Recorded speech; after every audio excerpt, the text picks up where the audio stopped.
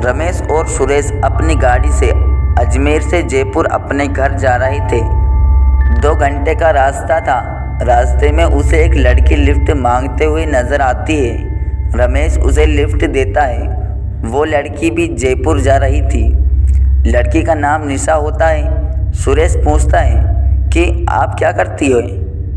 वो बोलती है, मैं कॉल सेंटर में काम करती थी। बातों का सिलसिला सफ़र के साथ चलता रहता है। तभी सुनसान रास्ते पर उनकी गाड़ी खराब हो जाती है।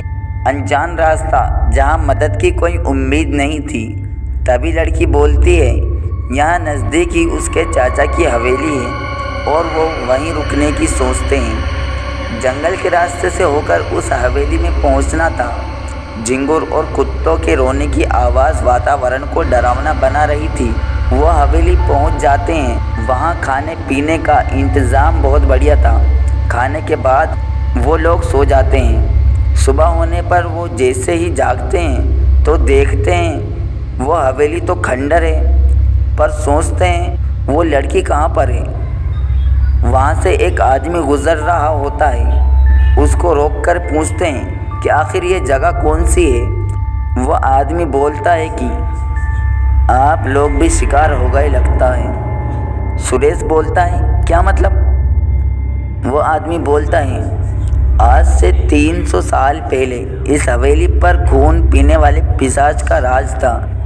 इस गांव में उसका आतंक था।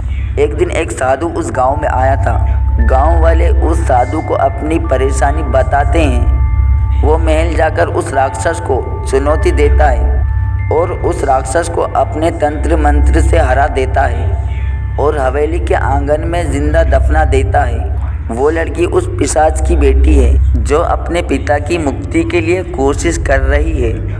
वो लोगों का खून पीकर उसे जमा करती है ताकि अपने पिता को मुक्त कर सके।